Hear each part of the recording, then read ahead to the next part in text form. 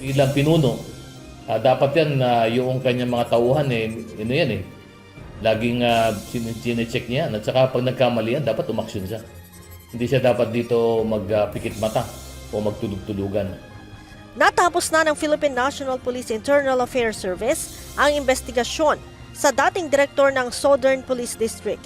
Kaugnay ito sa isinagawang operasyon sa isang condominium ng mga Chinese nationals sa Parañaque City noong September 2023. Ayon kay IAS Inspector General Attorney Brigido Dulay, napatunayang guilty sa kasong grave neglect of duty at command responsibility ang nasabing general. Ang kabuuan nito ay yung hindi niya pagkilos, pag-aksyon doon sa nalalaman niya na mga kamalian na nagawa ng kanyang mga tauhan. No? At dahil dito, kasama dyan nga sa command responsibility at grave neglect of duty ay yung pagkukulang niya.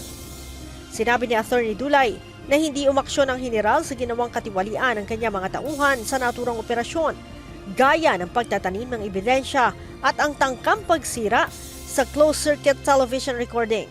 Kita rin sa video ang tila pagtakip ng mga tauhan ng SPD sa perang nasa lamesa na nakuha sa operasyon. Ngayon, lumalabas dyan kung ikaw ay hindi ka kumikilos agad. Ang tanong ngayon dito kakuntsaba ka ba o kasama ka ba?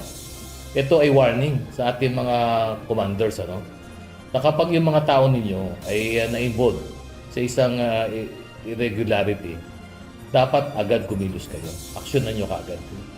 Dagdag ni Attorney Dulay, kung sasang-ayunan ni PNP Chief Police General Romel Francisco Marbil ang rekomendasyon ng IAS, hindi na nito matatanggap ang kanyang mga benepisyo. Dahil ito ay dismissal, siyempre ito ay kasama na dito yung forfeiture ng lahat ng kanyang benefits, and perpetual disqualification from holding public office. Nasa 4.6 million pesos lamang ang idiniklarang pera na nakumpiska sa naturang raid. Subalit kalaunan, napag-alaman na mayroon pang 27 million pesos na hindi idiniklara. 10 sa mga tauhan ng SPD ang nauna nang naalis sa serbisyo. 7 ang pinatawan ng demotion at 17 naman ang nasuspindi. Ang general na hindi pinangalanan ng IAS at mga tauhan nito ay humarap din sa pagdinig ng House Committee on Public Order and Safety kaugnay sa naturang operasyon kung saan pinatawan sila ng contempt dahil sa umano'y pagsisinungaling. Leia Ilagan, UNTV, News and Rescue. Diyos ang aming sandigan, serbisyo publiko ang aming pinahahalagahan.